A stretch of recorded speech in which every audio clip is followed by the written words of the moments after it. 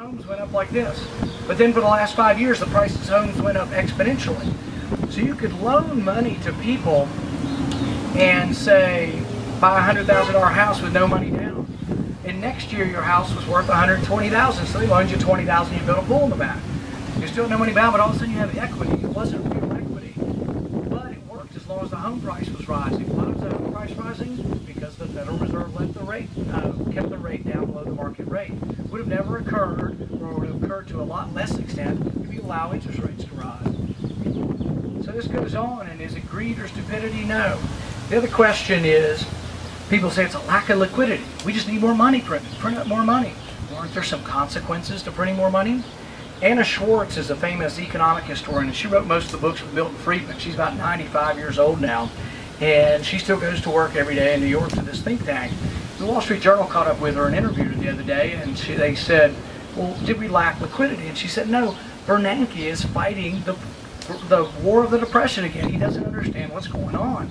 In the Great Depression, people pulled their money out of banks. We had great widespread bank failures and panic, and they stuck it in the mattress at their house. So you did have lack of liquidity. That's what happened. She says there isn't a lack of liquidity now, there's a lack of confidence. There's billions and trillions of dollars sitting here on the sidelines in treasury bills. People were so frightened they were getting negative interest. They weren't even just getting 1%, they were getting -1 and putting their money. So the liquidity, though, the money's out there, but why isn't it being loaned? Because they fear the balance sheets of these commercial banks. Why do they fear them? Because they got these crazy things going with the credit default swaps, which are a complicated insurance product, but they got all these things going. Nobody trusts them. How do you get to trust someone's balance sheets? You loan them money again, they have to write off their bad debt. What does that mean? For some, it means bankruptcy. I think not only is there an economic argument for this, but I think if I were to win a primary, I'm not going to go around defending AIG bonuses. You know, I am perfectly willing to say AIG should have failed and gone bankrupt.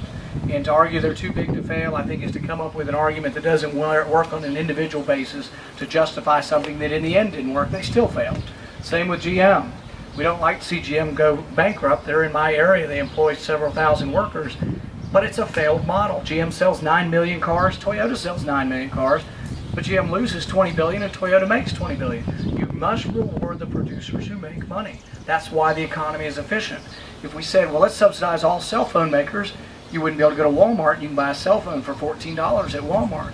You can because of competition. But if you subsidize everybody and say nobody fails or all the restaurants in town make it, you'll have crummy restaurants. The only way you get good restaurants is that in our society, 9 out of 10 restaurants fail in the first year. It's a tough business, but that's capitalism. But what it does is it breeds the greatest amount of wealth for the greatest amount of people. And that's what capitalism does. During the Reagan years, the Soviet Union tried to do propaganda against the U.S., and they would put these pictures of urban part of New York City, and they were trying to show how awful capitalism was. It backfired on them because the Soviets were looking at the windows, and some of them were broken. Every one of them had a color television set that they could see through the windows. At that time in the Soviet Union, it was difficult to even have a television set. So we need to accept, I think the biggest thing for our party to grow is, do we grow by saying our message is no good, capitalism is no good, and just admitting everything the Democrats and people want to admit to, and just go on and become more like the other party? Or do we refine our message and make our message of limited government acceptable to people? There's a certain amount of populism that both was in my dad's campaign that brought new people to the party, and it's a part of my belief that it is populism. People say, well, why do you give that money to all those people in New York? Why don't you give retention bonuses to people at AIG and Bank of America? You're going to retain people who made enormous mistakes through all of this. I think there is room for growth of the party. I think what I bring is an outside approach, but I think I bring the ability to grow the party. I look forward more to a general election when I can appeal to the independents in the middle than I can to the primary. Not that my beliefs will change, but I think I can present the Republican Party beliefs in a way that appeals to independents and to working people and to Democrats. In our state, you have to have that to win. We have about 40% Republican, 40% Democrat. You've got to appeal to that 20% in the middle, and I think this is a message that I can bring to them that will appeal. One thing I wanted to mention before I finished, and then we will take some questions if you're interested, is this week H.R. 1207, I know a lot of you are interested in this. This is Audit the Fed. This is my dad's bill. In 30 years in public life, he's never gotten a piece of legislation through. He has 150 co-sponsors. Barney Frank, who may not support it, is a liberal Democrat, but is head of the banking committee, has said it will get a hearing. So there will be a hearing and a vote. It'll be interesting to see what happens to this. And there was an exchange, a YouTube exchange that you can see between my dad and Bernanke on the committee last week. It's very interesting. Bernanke, he's squirming a little bit because he's worried they're going to take away some of the power of the Federal Reserve. And the Federal Reserve needs oversight. The Federal Reserve, we talk about $1 trillion in the bank bailout or $1 trillion for the stimulus. The Federal Reserve created $2 trillion just in loans over the last 4 months.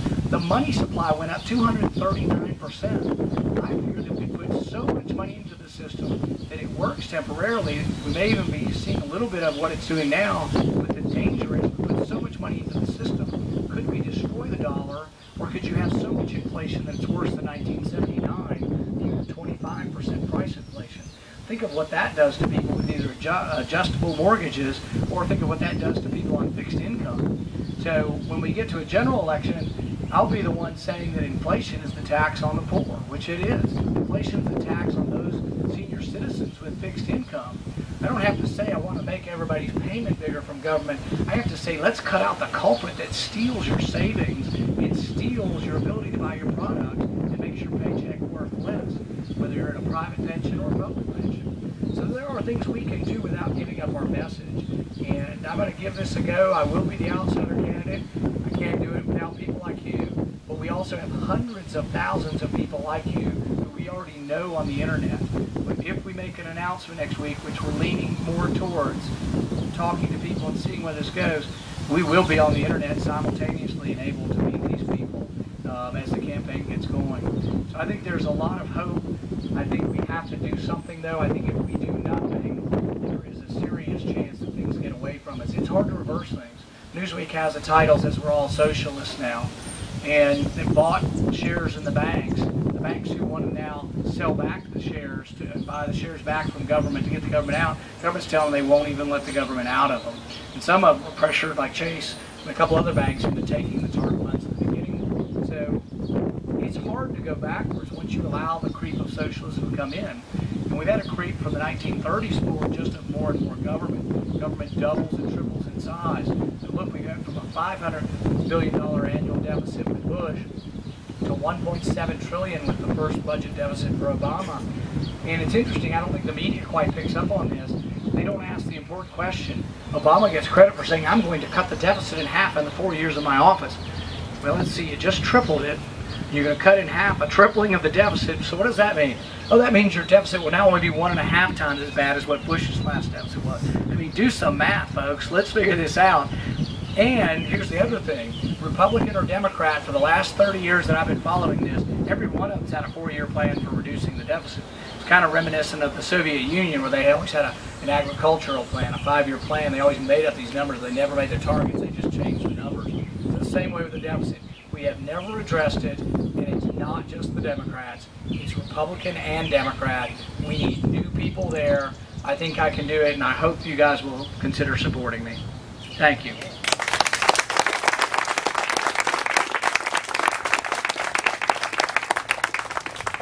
I'll take questions now if anybody's interested.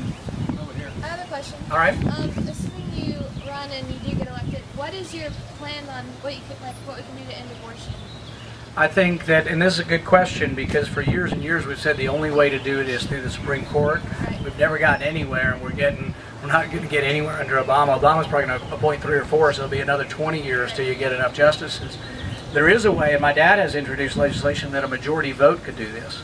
Now, there would be some question, there might be a big constitutional battle over this, but the one thing the Constitution says about Congress is that Congress can decide what the federal judiciary hears. The extent of federal courts is defined by Congress. Congress could define what cases can be here, and there are a lot of states' rights people think